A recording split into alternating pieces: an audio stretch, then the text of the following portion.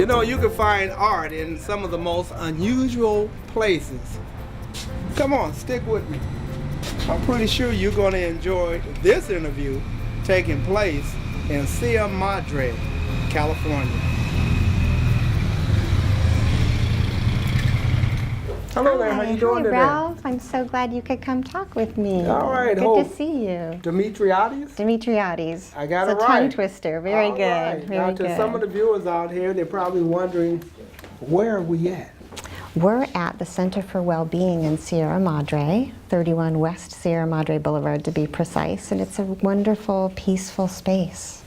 And I'm very grateful to introduce my beautiful abolitionists in this peaceful, loving environment.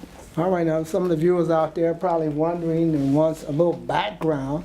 What is your history as an artist? Well, my father was an artist, so I kind of don't even remember when I started painting. But my whole life I've collected junk, much to my mother's dismay, although she was very patient with it. And then in college, I met a teacher who introduced me to assemblage art, which is a fancy way of saying mixed media art. So I What college was that? Pitzer College in Claremont. Okay. Then I went to Cal State Fullerton for my master's in art. So what did your parents think of this? Oh, they're thrilled. They're thrilled. The idea of going to college for art. Did they see a actually, I was future in it? lucky, yes, because my father was an artist. I was very lucky that my parents were very supportive. And what was his genre? What was his type of art? He still works on the iPad, interestingly enough. He is a impressionist, I guess you would say. Okay. And he's done representative work and abstract work and all of that. Now, before we dive into this mixed media art, your subjects are quite interesting, to say the least, even to the point that you said they should be canonized, absolutely. As a saint. Maybe you better explain to the viewers out there, what is it to be canonized? Okay, well, in the Catholic tradition, to be canonized or sainted, you have to have performed miracles or had miracles in your life. And in my interpretation, when I look at these individuals and the sacrifice and bravery and passion that they had to get rid of slavery in our country, it's a miracle of perseverance and single-mindedness of purpose and friendship and unity and oneness. And I just felt that these people deserve our respect and our honor as a saint would. Also, we look to saints to inspire us and to fill us with bravery and be able to accomplish our goals. Racism is alive and well, which I am sure all these abolitionists are very, very sad about. It's alive and kicking, which weighs heavily on my heart. It can get me really down. I'm a sensitive artist. Okay. So my way of dealing with that, rather than to go crawl in a hole and cry, is to make art that honors the people who got rid of slavery in our country. It was not easy. And even though it's gone, as I said, we still are suffering from the vestiges of the Civil War. And I think there's over 30 million people still in slavery in some various Absolutely. forms. It's not a dead issue. Slavery also is alive and well in a different form. All right, let's dive right into Okay, Ralph. Okay, well... let's start with this interesting individual that you probably wouldn't canonize as a saint, right? Well, John Brown, interestingly enough, he did slaughter people. Brutally slaughtered people. So he technically hasn't been canonized. He doesn't have a halo, he doesn't have angel wings or a crown, and yet many consider him the father or grandfather of the Civil War. He was extremely important, extremely passionate. Frederick Douglass said it's as if his very soul were pierced by the irons of slavery. And to Frederick Douglass, he was one of the only Caucasians who felt as passionately about abolitionism as he did. He knew he was going to die when he attacked Harper's Ferry. He knew very well this was a very dangerous mission, and yet his fantasy was that he would free plantation after plantation in the South. Harriet Tubman is rumored to help him gather men. That's a controversial subject. She actually was not there. Frederick Douglass carried his decision not to join John Brown to the grave. He knew that he was a pacifist. Most of the people in this room were pacifists. John Brown was not. John Brown, despite his pigmentation, more of a firebrand early Malcolm X. Absolutely. By any That's so means. funny you say that, Ralph, because when I had third graders in here, I said, "You've studied Martin Luther King. I know you have. Most of the people in here are pacifists, like Martin Luther King, Mahatma Gandhi, or Right. Cesar Chavez." Well, John Brown was more of a Malcolm X, as was Henry Highland Garnett, which we'll get to later, definitely. Okay. Now tell the viewers out there the key symbolic of. Okay, so the key would be to the prison or the jail that he was in. Many keys here. He was jailed before he was executed, and he was a brilliant PR person because he said on his deathbed, "I never intended to kill anybody. This was about freeing slavery. I mean, freeing slaves." He very well knew people would die, Right. but he also knew that he was being martyred, and he wanted, even though he knew blood needed to be shed, he wanted people to be peaceful. And That's what's so and he was interesting willing about him. to shed his blood. Yes, in fact, Harriet Tubman said about him, he done more in dying. That man, one man, done more in dying than 100 could in living. The other interesting thing, I did a lecture on him to my son's 8th grade class, and I said, okay, some historians think he was a terrorist. Some historians say he was the father of the Civil War. What do you think? And at the end, after the lecture, they all agreed he was the father of the Civil War. What my father said, and it made sense, well, he's the father of the Civil War, or grandfather as he was known, who used terrorist tactics to get his point across. And it, you know, why is he any less to be honored than the rest of the people in this room when a few months later were bloodshed by the 600,000s because under the guise of civil war? So it's okay to kill if it's a war, but it's not okay. So, you know, it's a lot of controversy here and a lot to think about. Some may review him as a liberator too, rather than a terrorist. Absolutely. All right, let's go on to this person also. Okay, Sojourner Truth.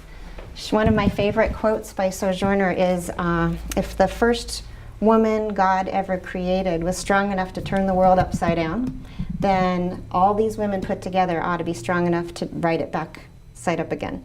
And that was her quote about suffrage. So not only was she an abolitionist, but she was a suffragette.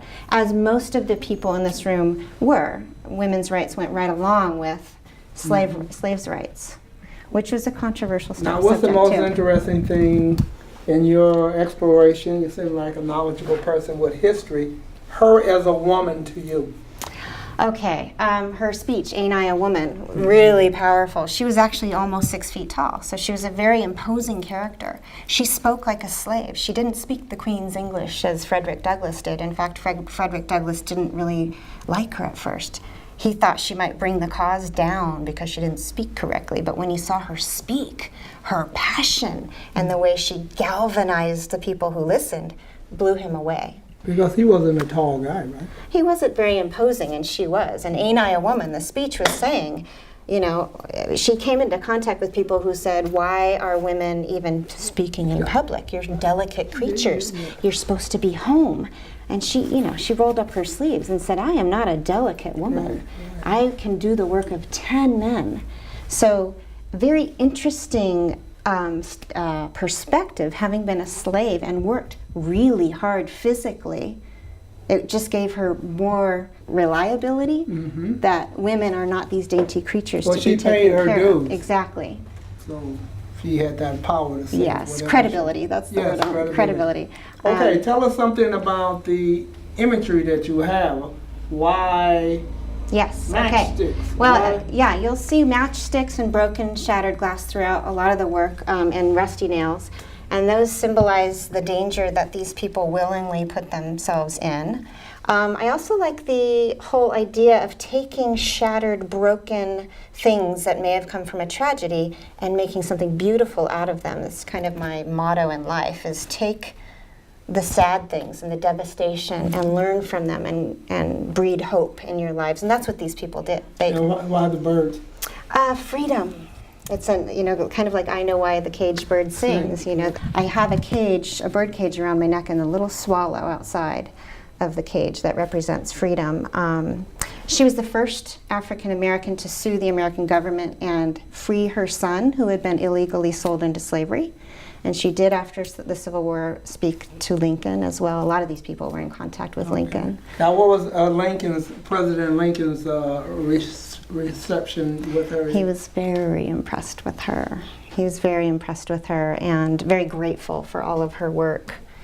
You know, he was controversial too, I'll tell you when we get to them, but Frederick Douglass was very upset with Lincoln once he was voted into office because he was wheeling and dealing with the South and not making things happen right away. Sounds familiar. Yeah, right. Current president right now. As we move right along. Okay, and you'll see little guitar picks and other instruments throughout the work. That's kind of a nod to the blues, which came out of this, and the slave songs in the fields. And this is Henry Highland Garnett, who had a famous speech called Call to Rebellion. And this is where I've already started, but this is a really good place to point out how connected everybody was.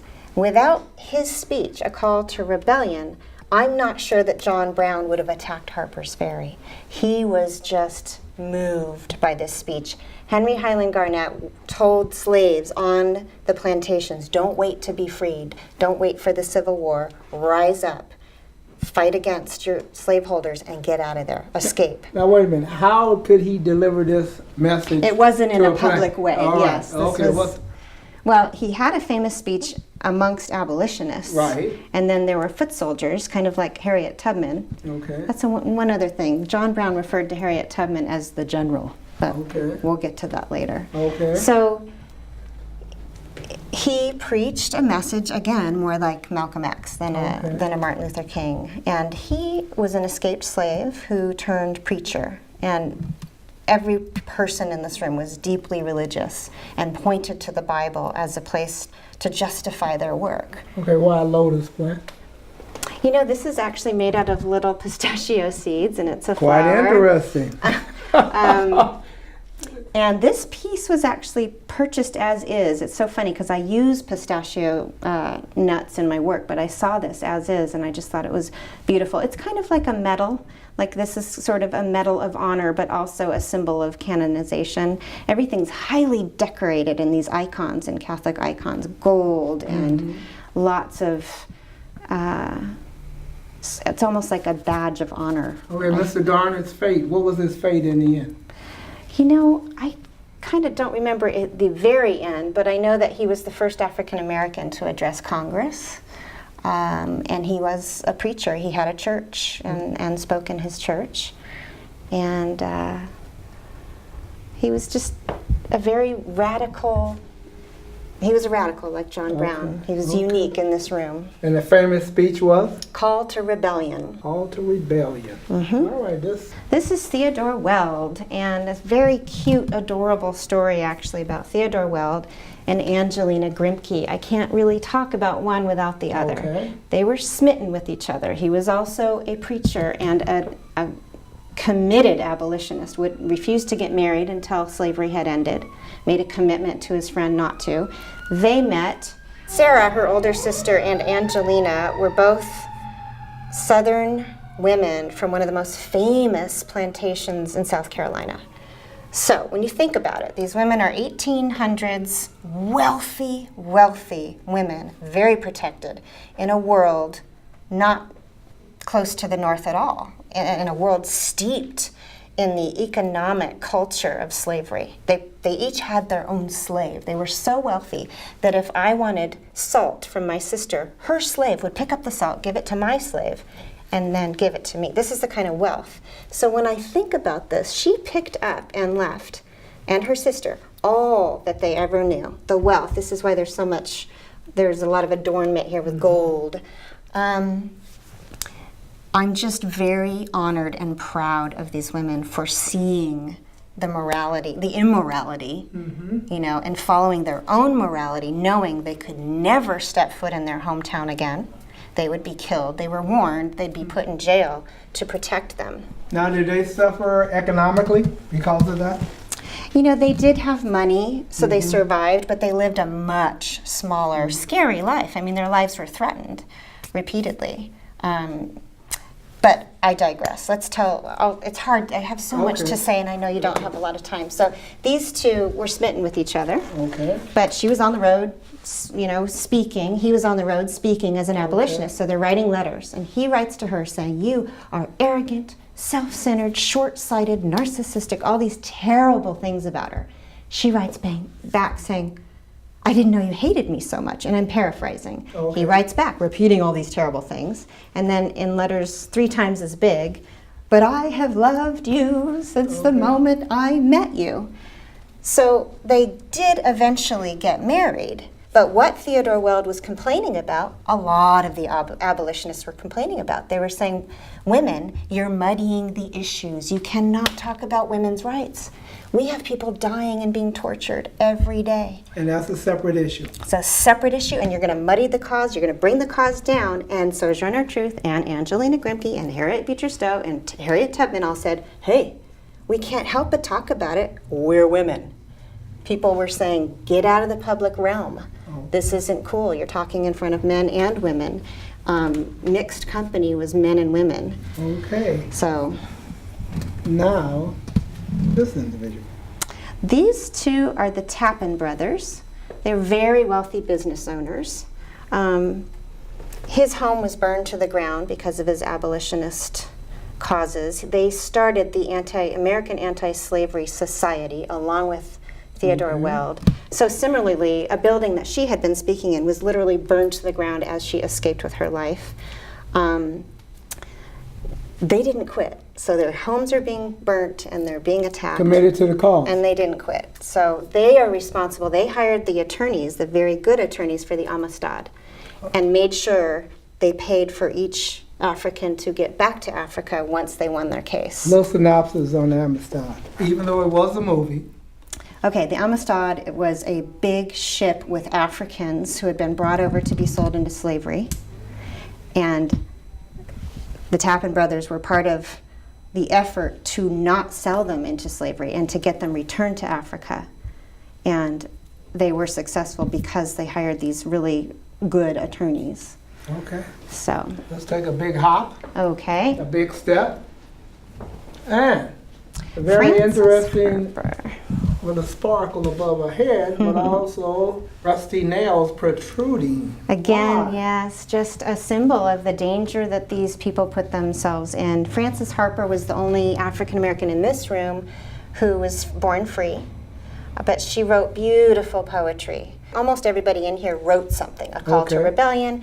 Angelina Grimke wrote an appeal to the women of the South. So you'll see their work emanating out of their bodies. So did history does it allow us to go back and read these Absolutely. writings? Yes, we can read these things. So, but a lot of them I put beads over and I put embellishment over their work. Frances Harper, her poem is unobstructed because she was a poet and words were so important to her. This poem, gut-wrenching, it's about the fact that it's more painful to have your child sold into slavery than maybe even passing away. Because if your child has passed away, in the mind of Frances Harper, your child's with God. Right. But if your child's sold away, they're then tortured and you have no way to protect them. So her poem is just beautiful and poignant and gut-wrenching. So I have not obscured it. You can read the whole thing. Which would make one think that having a child sold into slavery, that's still that mother's knowing that my child is out there in the world somewhere. I can't even wrap my brain around it. I mean, my 14 and 10-year-olds have seen me weep. As I made the work, I was weeping to learn all these stories. It's hard to wrap your brain out around the torture that you would go through losing a child to slavery. And this I love. A lot of detail, a lot of history. And to the viewers out there, that is Harriet Tubman. Tough as nails. She was very militaristic in her policies, shall we say. So if you were going to be rescued as a slave off of your plantation and you were running away with her to the north, she said outright, if you turn around and change your mind and go back to your plantation, I'll shoot you in the back. Now, that sounds harsh, but she had 30 to 40 other people with her. She couldn't risk it. So that's part of the reason John Brown respected her so much. She didn't play. Exactly. She was She about wasn't business. messing around. She She was about was business. single-minded in her purposefulness. And even after the Civil War, education was really important to her for the new free African Americans.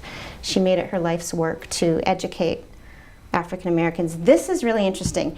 The shawl she's in was given to her by Queen Victoria in England, who also gave her Diamond Jubilee medals. America, our government, didn't officially thank her at all. Now, Seward, the Secretary of State, did will a house to her in his will Noted to for his son. the sale of, or the purchase of Alaska. Yes, which turned out to be one of the best things ever, right? Right. So he was a good guy. He was a very good guy. The Queen of who gave her what now? Queen Victoria gave her this shawl to acknowledge her work on abolitionism, and Diamond Jubilee medals, which I find interesting because, of course, England got rid of slavery first. Right. They got the vote first, and they acknowledged her in this beautiful way, and we did not acknowledge her in any official capacity, other than Seward gave her a house. So that was good. Okay.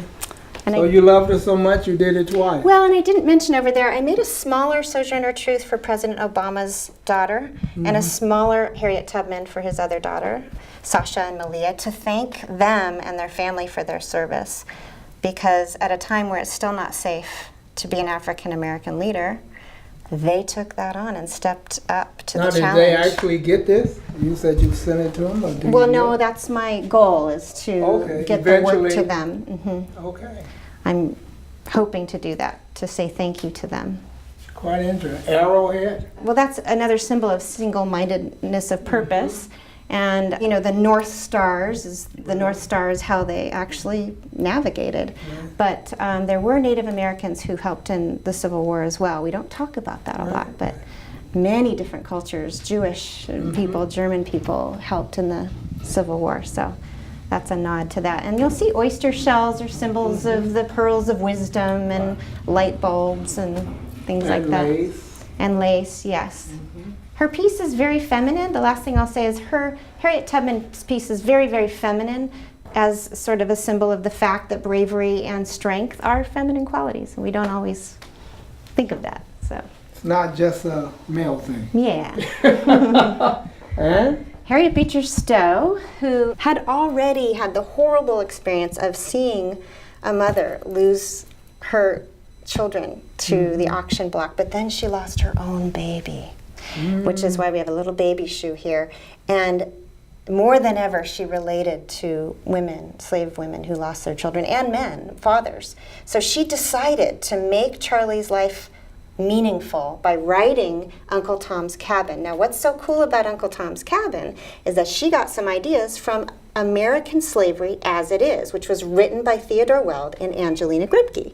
Once they kind of retired from public life, Theodore Weld lost his voice. He worked so hard. Angelina Grimke had a nervous breakdown from so many death threats.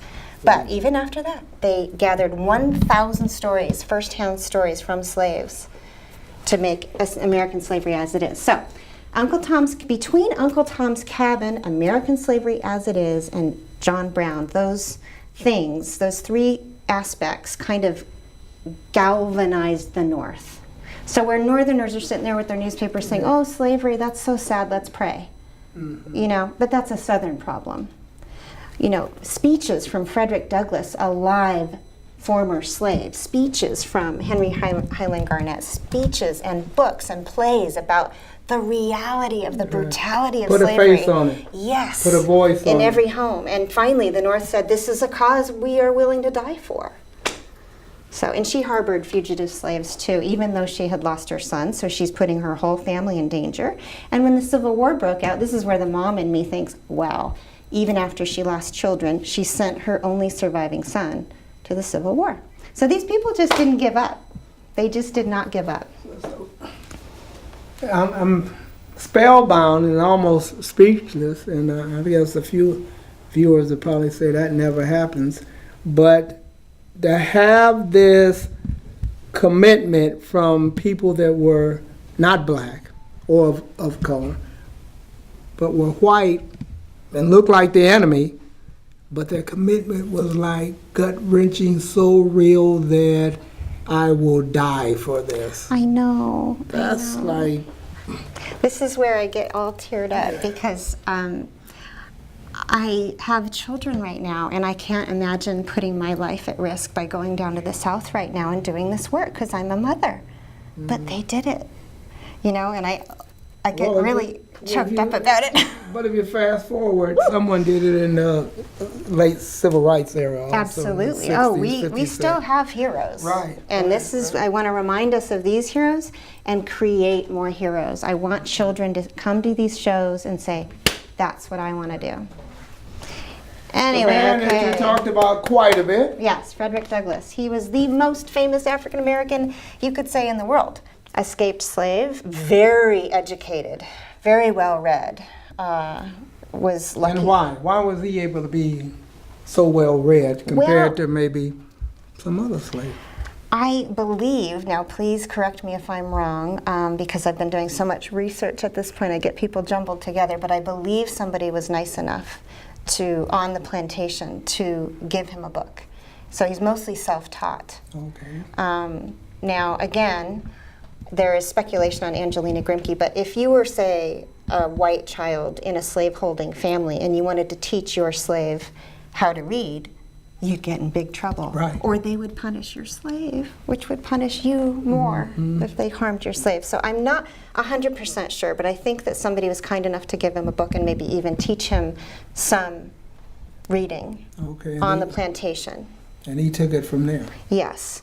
And even to the point he wrote a book. He wrote My Life as a Slave, which was a very, very popular book. He had his own newspaper, the North Star, which was mostly funded by African Americans. Didn't that create a clash with maybe the next person? Yeah, we had some problems, these two. Okay, so these two are together.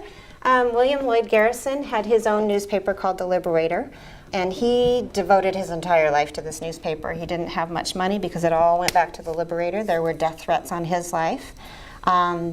Frederick Douglass and William Lloyd Garrison were really good friends, and he kind of learned newspapering from him. And what's interesting, what I love about these guys, they're a great example. He fell ill. In the 1800s, you got a fever, you could die, right? We don't have antibiotics. He did visit him, but then left and never came back. So he's on his maybe deathbed saying, my friend's not checking on me, and he finds out he started a newspaper without even consulting him. So, what does he do? He's acting like a free man. Well, then he needs money for his paper. He goes to England and takes up with a white woman, gets a lot of money, but then he publishes the fact that he took up with a white woman. Now, I would be upset too. Now, wait a minute. What's wrong with him falling in love with a white woman? He was married. He was married at the time? That's what was wrong. Married with children back home in America. He was a celebrity in England. Oh, he's wined and dined. And honestly, I'm impressed that he even came back. He could have just... there wasn't racism like there was in America. The only reason he came back is to help his fellow, still in slavery, African Americans. That's the only reason he came back. He could have lived the high life. But what's wonderful about this story, they're both very angry for good reasons. Right. But then Civil War breaks out. As men, people, I shouldn't say men, but with egos and problems, they say, you know what, we've got bigger fish to fry. We're going to put aside our differences, and they work together toward ending slavery. They put aside their differences. When you think of all the clutter that they both probably Exactly. So I'm very proud of them, and he got really mad at Lincoln because Lincoln was wheeling and dealing. Okay, so Lincoln meets with these guys secretly before he's elected and says, I am pro-abolition, but don't tell anybody that you've met with me, because then I won't get elected. He gets elected, and as usual, right, he's not fulfilling the promises he made to these people. He's ticked. He's been working for 35, 40 years to end slavery, and Lincoln has given the South 4 more years, and you've got the future. Not ready for it yet. But, yeah, so he's packing. He's going to Haiti. He's taking his family to Haiti. I've had it. I'm done. But he hears that Civil War broke out and the Emancipation Proclamation happens. He unpacks and he stays. I mean, it's just the selflessness is, it's mind-blowing to me. It really is. All right, it's like we've come full circle. Now let me ask you a question. As someone that's looking at these various individuals, male, female, white, black, how come there's no picture of a child? Any particular reason? That's a good question. No, I started out the whole show with a child, with a little white drummer boy, a Union soldier who signed up to be as part of the war as like a 10-year-old. And he actually exists in history? Yes, and I forget his name, forgive me. I started out with him, but then I decided to really focus on specifically abolitionists. So yes, he joined the Civil War, but he wasn't an abolitionist per se. Well, he was. But see, you know what, Ralph? I am scratching the surface here. Langston, I forget his name. But, Hughes. well, Langston Hughes' great-great-grandfather was an abolitionist too. And I started the piece. He's at home right now. And Sarah Grimke, Angelina Grimke's sister, Lucretia Mott. There's so many African-American and Caucasian abolitionists that I haven't even done yet. So the show's going to grow and grow, and it's going to travel. It's not for sale. It's just to remind us of all these wonderful people. And the reason why I brought up children, was because the whole demolition or the wipeout of slavery was to make it better for the children. You're absolutely right. And many children joined the cause. So that's, I'll go back to that boy. There were many. I mean, back in the 1800s, boys and girls worked. You know, there weren't any labor laws, and there were many in the war. So what is your driving force? What makes you want to continue doing this? I do not see equality in our society. And I'm hoping that if we remind people of the bravery and the unity that occurred around ending slavery, then we can inspire people to keep working toward equality and compassion and oneness. Because it liberates them also. Absolutely. When we hate somebody else, we hate ourselves. All right, I'm going to let you end the show. Oh, okay. All right, I want you to tell the viewers out there how they can help you, okay. but in the same breath, help themselves. Okay. If you ever hear a racial slur or something against any group of people, whether they be people with a medical disability or a mental disability or just anybody different, if you hear somebody joking, speak up. Say, you know, I don't find that funny. Interact with people who are different from you. Don't be shy. Go up to people who you've never met and have lunch with them. And check yourself for your own prejudices. You know, I've prided myself on being really open-minded and loving, and yet we all have prejudices we don't even know about. So you can look inside yourself and look at them, and don't flog yourself. Just say, oh, okay, that's interesting. I'm going to work on that. So that would be helpful. And I think Judy Garland said it best, and it's written on the board. I love that. I'm so glad you saw that. And I'll paraphrase it. In so many words, I think she was saying, first be true to yourself, rather than trying to be true to someone else. Because if you're true to someone else, you're not yourself. Absolutely. Thank you so much. Thank you, Ralph. This is so great. Thank you so much. Yes.